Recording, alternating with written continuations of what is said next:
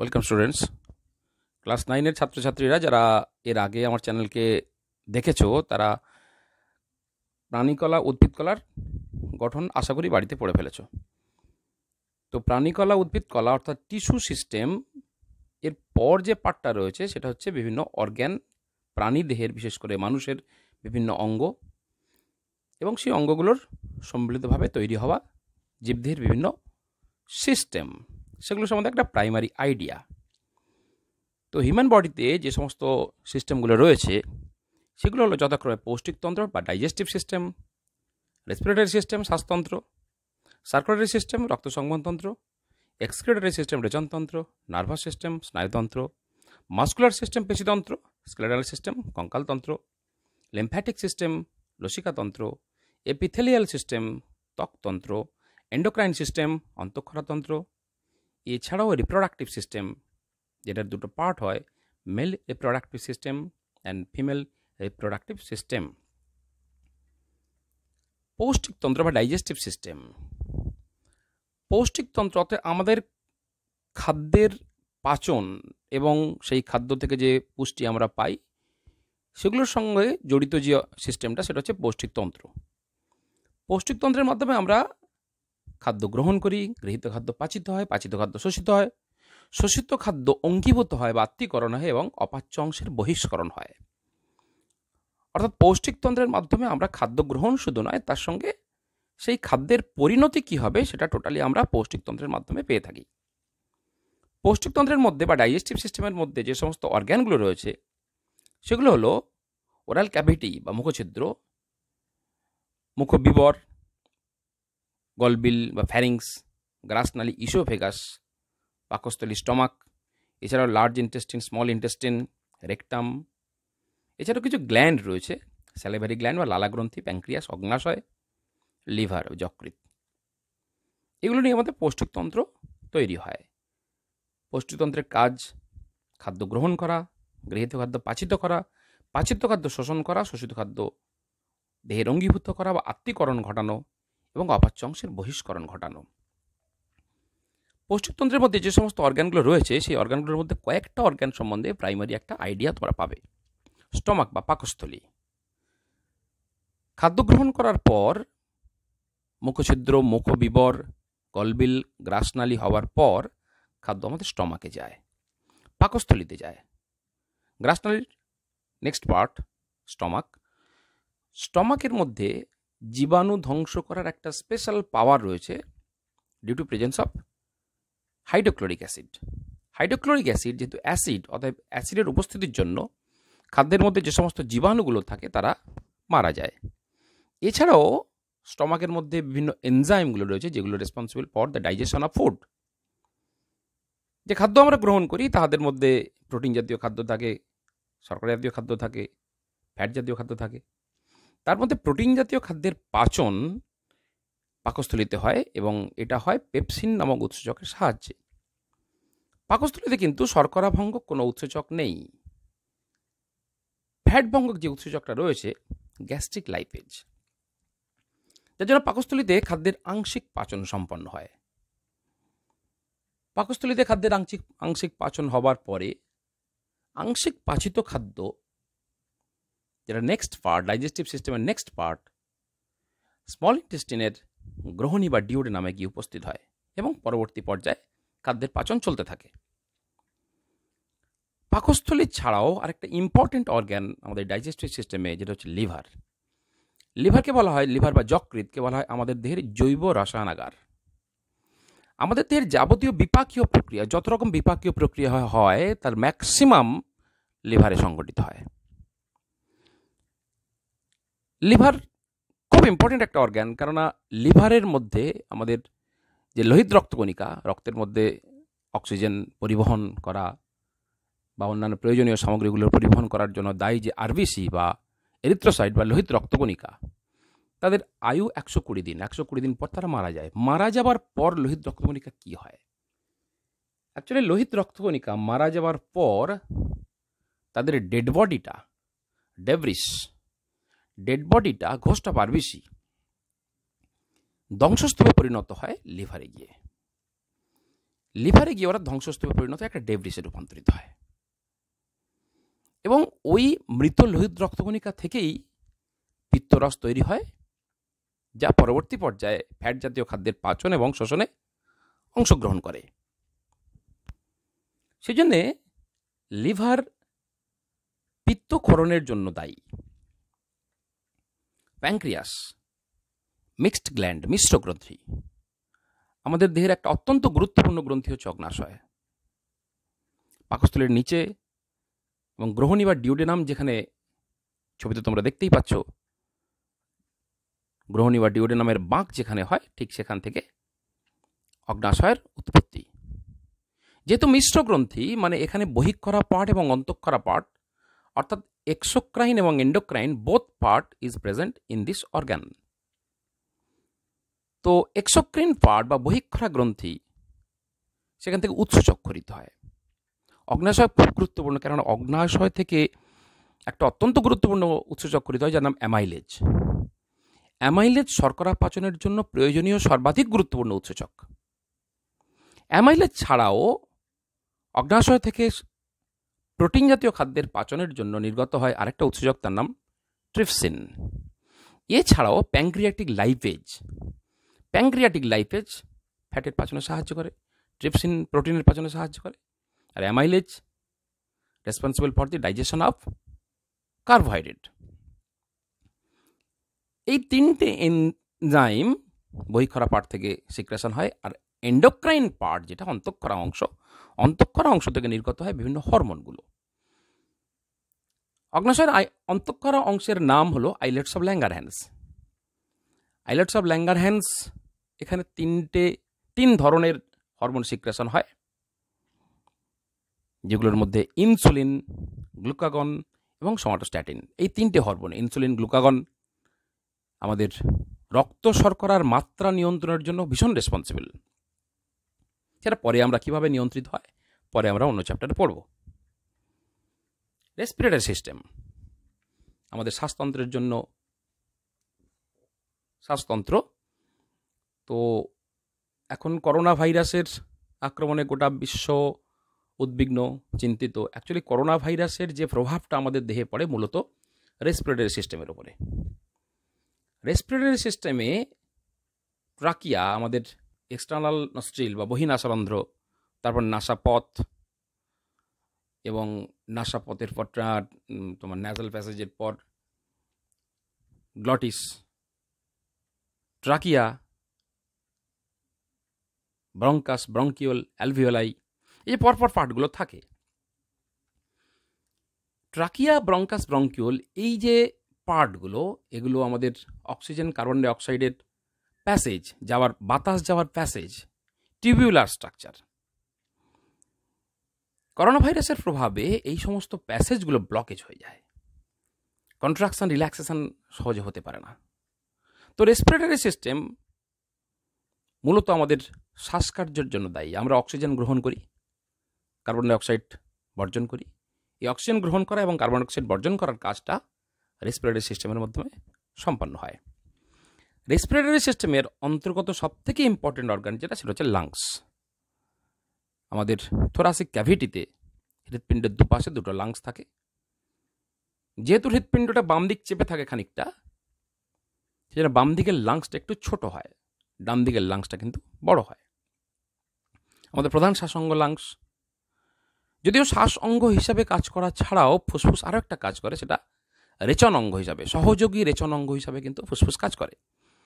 ফুসফুসের মাধ্যমে বিপাকীয় জল, অ্যালকোহল, এগুলো রেচিত হয়, দেহের বাইরে নির্গত হয়।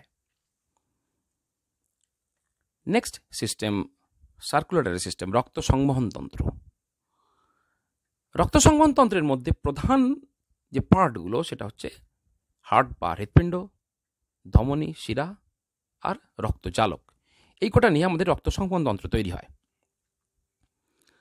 হৃৎপিণ্ড সিস্টল ডায়াস্টলের মাধ্যমে, অর্থাৎ সংকোচন প্রসারণের মাধ্যমে সারা দেহের ব্লাড সার্কুলেশনকে নিয়ন্ত্রণ করে। এবং হৃৎপিণ্ডের সঙ্গে সংযুক্ত যে শিরা এবং ধমনীর মাধ্যমে সারা দেহে রক্ত ছড়িয়ে পড়ে এবং শিরার মাধ্যমে সারা দেহ থেকে রক্ত আবার হৃৎপিণ্ডে ফিরে আসে। ধমনী এবং শিরার সংযোগস্থলে কিছু রেটিকুলার অংশ, কিছু জালকাকার অংশ লক্ষ্য করা যায়, সেগুলো হচ্ছে রক্তজালক। রক্ত সংবহনতন্ত্রের প্রধান যে অংশ, প্রধান যে অর্গ্যান, সেটা হচ্ছে হার্ট বা হৃৎপিণ্ড। আমাদের বক্ষ গহ্বরে দুটো ফুসফুসের মাঝখানে মিডিয়াস্টিনাম নামক একটা স্থান রয়েছে, সেখানে হৃৎপিণ্ডের অবস্থান। হৃৎপিণ্ড সংকোচন প্রসারণের মাধ্যমে সারা দেহে রক্ত সংবহনকে নিয়ন্ত্রণ করে। এক্সক্রিটরি সিস্টেম, রেচনতন্ত্র, সারা দেহের প্রত্যেকটা কোষের মধ্যে, জীবিত কোষের মধ্যে সবসময় কিছু না কিছু কাজ হচ্ছে। এই যে কাজ, অর্থাৎ মেটাবলিজম, বিপাক, কাজ হওয়া মানেই তার থেকে কিছু না কিছু উৎপন্ন হবে, সেটা ভালো হোক বা খারাপ হোক। এই যে মেটাবলিজম, আমাদের কোষের মধ্যে যে মেটাবলিজম, বিপাকীয় ক্রিয়া সবসময় চলছে, বিপাকীয় ক্রিয়ার ফলে কিছু অপ্রয়োজনীয় উপাদান সৃষ্টি হয়, বিপাকজাত অপ্রয়োজনীয় উপাদান। যেহেতু বিপাকজাত, তাই সেগুলো রেচন পদার্থ। এই বিপাকজাত অপ্রয়োজনীয় উপাদান যেগুলোকে দেহের বাইরে বের করে দেওয়া ভীষণ প্রয়োজন। যে তন্ত্রের মাধ্যমে এই অপ্রয়োজনীয় বিপাকজাত অপ্রয়োজনীয় উপাদানগুলো দেহের বাইরে বের করে দেওয়া হয়, সেটা হচ্ছে রেচনতন্ত্র বা এক্সক্রিটরি সিস্টেম। আমাদের মেন এক্সক্রিটরি যে অর্গ্যান, মেন রেচন অঙ্গ, প্রধান রেচন অঙ্গ যেটা, সেটা বৃক্ক। বৃক্ক ছাড়াও তার সঙ্গে সংযুক্ত রয়েছে দুপাশে দুটো হলুদ রঙের দেখতে পাচ্ছ গবিনী, এছাড়াও নিচের দিকে মূত্রথলি, ইউরিনারি ব্লাডার আর মূত্রনালী। রেচন পদার্থ শুধু ত্যাগ করা নয়, রেচনতন্ত্রের মাধ্যমে আমাদের দেহের জল সাম্যও নিয়ন্ত্রিত হয়। আমরা যদি জল সাফিসিয়েন্ট পরিমাণে পান না করি, তাহলে রেচনতন্ত্রের মাধ্যমে কম জল দেহের বাইরে নির্গত হবে, বা সাফিসিয়েন্ট পরিমাণে প্রয়োজনের বেশি যদি জল পান করে থাকি, তাহলে অতিরিক্ত জল মূত্রের মাধ্যমে দেহের বাইরে নির্গত হয়। এইভাবে রেচনতন্ত্রের মাধ্যমে দেহের জল সাম্য নিয়ন্ত্রিত হয়। রেচনতন্ত্রের মধ্যে প্রধান অঙ্গ হচ্ছে বৃক্ক। উদর গহ্বরে পেরিটোনিয়াম পর্দার নিচে মেরুদণ্ডের দুই পাশে এর অবস্থান। রক্তের মধ্যে বিপাকজাত বর্জ্য পদার্থগুলোকে রক্ত থেকে ছেঁকে নেওয়া, অর্থাৎ ফিল্টার করা, বৃক্কের কাজ। প্রত্যেকটা বৃক্কের গঠনগত কার্যগত একক হচ্ছে নেফ্রন। প্রত্যেকটা বৃক্কের মধ্যে 10 লক্ষ নেফ্রন থাকে।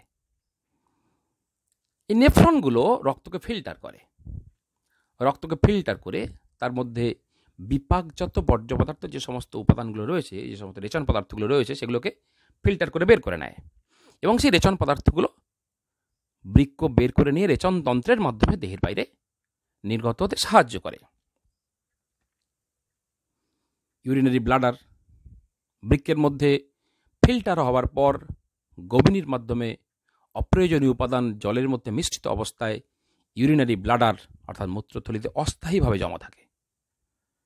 মূত্রথলি সাফিসিয়েন্ট পরিমাণে জলসহ রেচন পদার্থ অর্থাৎ মূত্র যথেষ্ট পরিমাণে ভর্তি হয়ে গেলে স্ফিংটার মাসলের কন্ট্রাকশনের দ্বারা মূত্রথলি থেকে মূত্র দেহের বাইরে নির্গত হয়।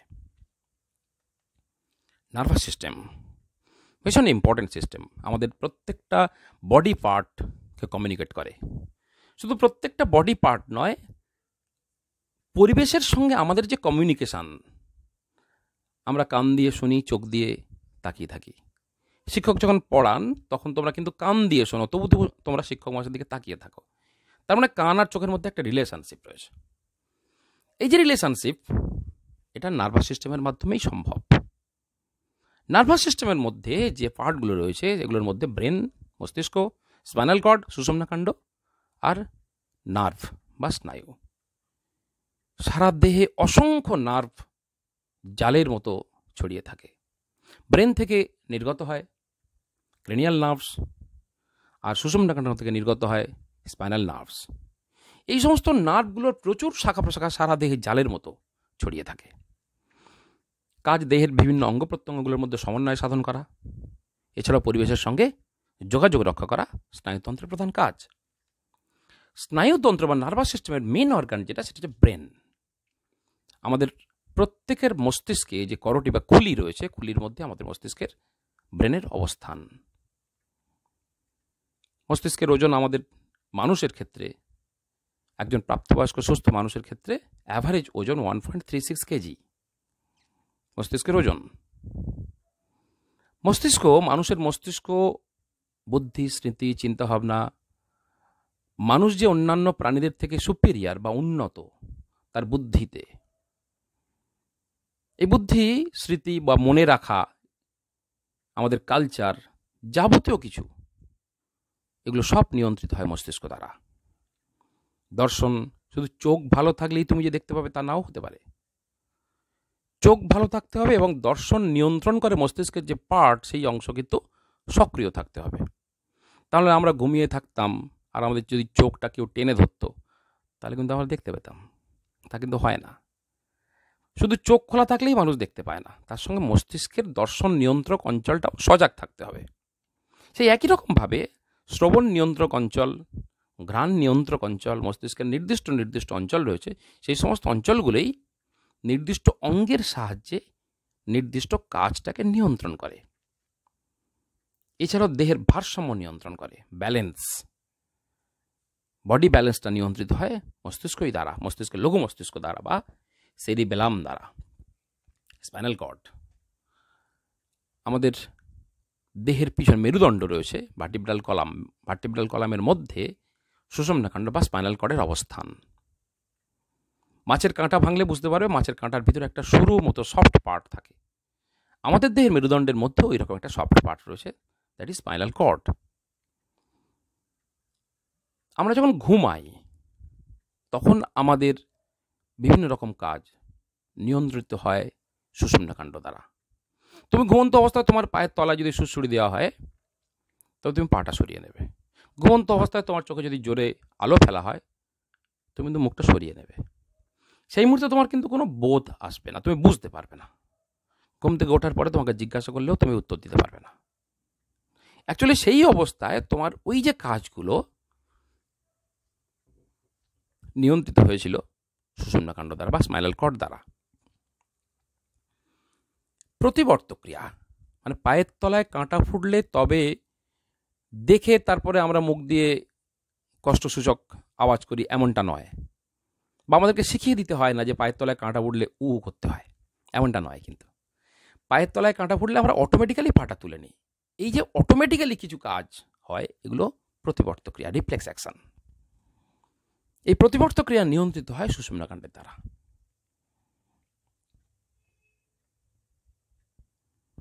মাসকুলার সিস্টেম, পেশিতন্ত্র। আমাদের দেহে অসংখ্য পেশি রয়েছে। পেশিগুলোকে 3টে পার্টে ভাগ করা যায়: ঐচ্ছিক পেশি, অনৈচ্ছিক পেশি এবং হৃৎপেশি। ঐচ্ছিক পেশি যেগুলোর সংকোচন প্রসারণ আমাদের নিজের উপরে ডিপেন্ড করে। তুমি নিজের ইচ্ছায় তোমার বাইসেপস, ট্রাইসেপস কন্ট্রাকশন করতে পারো, অর্থাৎ তোমার দেহের কঙ্কালের সঙ্গে যে সমস্ত পেশিগুলো যুক্ত রয়েছে সেগুলোর কাজকর্ম, সেগুলোর সংকোচন প্রসারণ তোমার নিজের উপরে নির্ভরশীল, সেগুলো ঐচ্ছিক পেশি। আন্তর্যন্ত্রে অর্থাৎ ভিসেরাতে যে সমস্ত পেশিগুলো রয়েছে, তোমার পাকস্থলী, তোমার ক্ষুদ্রান্ত্র, বৃহদান্ত্র, অর্থাৎ দেহের আভ্যন্তরীণ পার্টে যে সমস্ত অর্গ্যানগুলো রয়েছে তারা যে সমস্ত পেশি দিয়ে তৈরি হয়েছে, এই পেশিগুলোর কাজকর্ম কিন্তু তোমার ইচ্ছার উপরে নিয়ন্ত্রিত নয়, তোমার ইচ্ছা দ্বারা নিয়ন্ত্রিত হয় না। অতএব এগুলো অনৈচ্ছিক পেশি। এইরকম একটা খুব ইম্পর্টেন্ট অনৈচ্ছিক পেশি হৃৎপেশি। হৃৎপেশি একটা স্পেশাল টাইপের পেশি। এগুলো আমাদের সে ঐচ্ছিক পেশি হোক, অনৈচ্ছিক পেশি হোক, হৃৎপেশি হোক, যাই হোক না কেন, পেশি মানে সংকোচন প্রসারণ, সংকোচন এবং পূর্বাবস্থায় ফিরে আসা, অর্থাৎ সংকোচনের মাধ্যমে নির্দিষ্ট কাজ সম্পন্ন করাই পেশির কাজ। কঙ্কালতন্ত্র বডিকে নির্দিষ্ট শেপ দেয়, আকৃতি প্রদান করে। দেখবে ঠাকুর তৈরি করতে গেলেও কিন্তু ঠাকুরের ভিতরে কঙ্কাল দিতে হয়, বাড়ির ছাদ ফেলতে গেলেও ছাদের ভিতরে কঙ্কাল দিতে হয়, অর্থাৎ লোহা দিয়ে যে স্ট্রাকচারটা তৈরি করে, সব কিছুর মধ্যে একটা কঙ্কাল থাকবে, একটা স্ট্রাকচার, একটা নির্দিষ্ট শেপ দান করতে গেলে, আকৃতি দান করতে গেলে তার ভিতরে একটা স্ট্রাকচার থাকতেই হবে। তো আমাদের দেহের যে নির্দিষ্ট আকৃতি, নির্দিষ্ট শেপ, এটা মূলত আমাদের কঙ্কালতন্ত্রের জন্যই হয়। কঙ্কালতন্ত্র মূলত তৈরি হয় অস্থি দিয়ে। তবে কঙ্কালতন্ত্রের সঙ্গে যুক্ত অবস্থায় কিছু তরুণাস্থি থাকে, টেন্ডন থাকে বা লিগামেন্ট থাকে। দেহ গঠন করে কঙ্কালতন্ত্র এবং দেহের ভার বহন করে, এর ওয়েট। লিম্ফ্যাটিক সিস্টেম, লসিকাতন্ত্র, এটাও একটা সংবহনতন্ত্র, লসিকা সংবহনতন্ত্র অ্যাকচুয়ালি। লসিকাতন্ত্রের মধ্যে রয়েছে যে পার্টগুলো সেগুলো হচ্ছে লসিকা বা লিম্ফ, লসিকা গ্রন্থি, লিম্ফ নোড, লসিকা বাহ লিম্ফ ভেসেল। লসিকা গ্রন্থি, লসিকা গ্রন্থি স্প্লিন বা প্লিহা দেহের সব থেকে বড় লসিকা গ্রন্থি। এছাড়াও বগলে বা কুচকিতে কিছু ফোলা অংশ, ঠান্ডা লাগলে বুঝতে পারবে টনসিল ফুড়েছে, টনসিল কিন্তু একটা লসিকা গ্রন্থি। এরকম দেহের বিভিন্ন জায়গায় লসিকা গ্রন্থি রয়েছে। এই লসিকা গ্রন্থিগুলো লসিকা উৎপন্ন করে এবং লিম্ফোসাইট লসিকা গ্রন্থিতে অবস্থান করে। রক্ত যেখানে পৌঁছাতে পারে না, লসিকা সেখানে পৌঁছায় এবং প্রয়োজনীয় উপাদানগুলো সরবরাহ করে। সব থেকে বড় লসিকা গ্রন্থি প্লিহা বা স্প্লিন, এটা মধ্যচ্ছদা বা ডায়াফ্রামের নিচে উদরগহ্বরের বাম দিকে অবস্থান করে প্লিহা। লিম্ফোসাইট থাকে, লিম্ফোসাইট শ্বেত রক্তকণিকার একটা পার্ট। লিম্ফোসাইট, লিম্ফোসাইট কিন্তু লসিকা গ্রন্থির মধ্যেও অবস্থান করে এবং লসিকা যেখানে যায় লিম্ফোসাইট স্বাভাবিকভাবেই লসিকার মধ্য দিয়ে প্রবাহিত হয় এবং জীবাণু ধ্বংস করার ক্ষমতা রয়েছে লিম্ফোসাইটের। ত্বকতন্ত্র, দেহের সব থেকে বড় অঙ্গ যদি কাউকে বলতে হয় সেটা হচ্ছে ত্বক। শুধু দেহের বাইরের আবরণ ত্বকতন্ত্র তা কিন্তু নয়, আবরণ শুধু দেহের বাইরে নয়, দেহের ভিতরের বিভিন্ন অর্গ্যানগুলোর, বিভিন্ন অঙ্গগুলোর ওপরেও কিন্তু আবরণ রয়েছে। হৃৎপিণ্ডের উপরে পেরিকার্ডিয়াম আবরণ রয়েছে। এরকম প্রত্যেকটা অঙ্গের উপরে আবরণ রয়েছে। এগুলো সব কিন্তু ত্বকতন্ত্রের অন্তর্গত। বাইরে থেকে ত্বকতন্ত্র, দেহের বাইরে থেকে যেহেতু কোনো অর্গ্যান বা দেহের বাইরে থাকে, অর্থাৎ বাইরে থেকে কোনো উপাদান, কোনো অপ্রয়োজনীয় উপাদান বা কোনো জীবাণুকে দেহের ভিতরে প্রবেশ করতে দেয় না। অতএব মেন ফাংশন ডিফেন্ড করা, বডিকে রক্ষা করা। এছাড়াও আমাদের স্কিন, আমাদের দেহের ত্বক বা স্কিন বডি টেম্পারেচার রেগুলেট করে। যখন ঠান্ডা লাগে দেহের লোম খাড়া হয়ে ওঠে, যখন গরম লাগে ঘাম হয়। তো এই ঘর্মক্ষরণ বা পিলো ইরেকশনের মাধ্যমে দেহের টেম্পারেচার নিয়ন্ত্রণ করে কিন্তু ত্বক। অন্তঃক্ষরাতন্ত্র, এন্ডোক্রাইন সিস্টেম, এগুলো থেকে বিভিন্ন হরমোন খরিত হয়। আমাদের দেহে অসংখ্য গ্রন্থি রয়েছে, সেগুলোর মধ্যে পিটুইটারি মস্তিষ্কের অভ্যন্তরে, স্ফেনয়েড অস্থির সেলা টার্সিকা প্রকোষ্ঠের মধ্যে পিটুইটারি গ্রন্থি অবস্থান করে। থাইরয়েড গ্রন্থি আমাদের ট্রাকিয়ার দুপাশে, thyroid gland, parathyroid gland, adrenal gland, শুক্রাশয়, ডিম্বাশয়, অগ্নাশয়। অগ্নাশয়টা মূলত মিশ্র গ্রন্থি, তবে অন্তঃক্ষরা অংশ এর রয়েছে। শুক্রাশয়, ডিম্বাশয় মিশ্র গ্রন্থি, এদের অন্তঃক্ষরা অংশ রয়েছে, এন্ডোক্রিন পার্টও রয়েছে। এগুলো সবাই হরমোন ক্ষরণ করে এবং দেহের ব্যালেন্স নিয়ন্ত্রণ করে, সমন্বয় সাধন করে, রাসায়নিক সমন্বয় সাধন করে দেহের বিভিন্ন অঙ্গগুলোর মধ্যে। রিপ্রোডাক্টিভ সিস্টেমের মধ্যে যেহেতু মানুষ একলিঙ্গ প্রাণী, অতএব মেল এবং ফিমেল এই রিপ্রোডাক্টিভ সিস্টেম রয়েছে, দুটো আলাদা সিস্টেম। পুংজননতন্ত্র, স্ত্রীজননতন্ত্র। পুংজননতন্ত্রের প্রধান অঙ্গ শুক্রাশয় বা টেস্টিস। শুক্রাশয় দেহের বাইরে স্ক্রোটাম নামক থলিতে অবস্থান করে। শুক্রাশয় ছাড়াও শুক্রনালী, এপিডিডাইমিস, সেমিনাল ভেসিকল, এছাড়াও কয়েকটা গ্ল্যান্ড যেমন প্রস্টেট গ্ল্যান্ড, কাউপার্স বা বাল্বো ইউরেথ্রাল গ্ল্যান্ড, এগুলো পুংজননতন্ত্রের পার্ট। পুংজননতন্ত্রের দুরকম কাজ। এক নম্বর বহিঃক্ষরা কাজ, যেটা শুক্রাণু উৎপাদন থ্রু স্পার্মাটোজেনেসিস, আর অন্তঃক্ষরা কাজ হরমোন উৎপাদন, টেস্টোস্টেরন হরমোন ক্ষরণ করা। শুক্রাশয় প্রধান জননাঙ্গ যেহেতু পুংজননতন্ত্রের। পুংদেহের বাইরে দেহের সঙ্গে যুক্ত অবস্থায় স্ক্রোটাম নামক থলিতে শুক্রাশয়ের অবস্থান। শুক্রাণু উৎপাদন করে, টেস্টোস্টেরন হরমোন করে, আগেই বলেছি আমি পুংজননতন্ত্রের মধ্যে। স্ত্রীজননতন্ত্রের প্রধান স্ত্রীজনন অঙ্গ ডিম্বাশয়। ডিম্বাশয় ছাড়াও ডিম্বনালী, জরায়ু বা ইউটেরাস, ভ্যাজাইনা, ভালভা, এই অংশগুলো নিয়ে স্ত্রীজননতন্ত্র তৈরি হয়। স্ত্রীজননতন্ত্র দু রকমের আলাদা কাজ, ডিম্বাণু উৎপাদন, বহিঃক্ষরা কাজ, আর অন্তঃক্ষরা কাজ বা এন্ডোক্রিন ফাংশন, ইস্ট্রোজেন আর প্রজেস্টেরন হরমোন ক্ষরণ। ডিম্বাশয়, স্ত্রীজননতন্ত্রের প্রধান অঙ্গ ডিম্বাশয়, উদরগহ্বরের জরায়ুর দুপাশে মেসোভেরিয়াম নামক লিগামেন্টের সাহায্যে দুটো ডিম্বাশয় যুক্ত থাকে। ডিম্বাণু উৎপাদন করে, ইস্ট্রোজেন প্রোজেস্টেরন হরমোন উৎপাদন করে। আপাতত আমাদের দেহের বিভিন্ন সিস্টেম এবং তার সঙ্গে যুক্ত প্রধান কিছু অঙ্গের গঠন এবং ফাংশন আমরা জানলাম। সুস্থ থেকো, ভালো থেকো, সাবধানে থেকো। ফিরে আসবো এরপর পরের চ্যাপ্টার নিয়ে। ধন্যবাদ।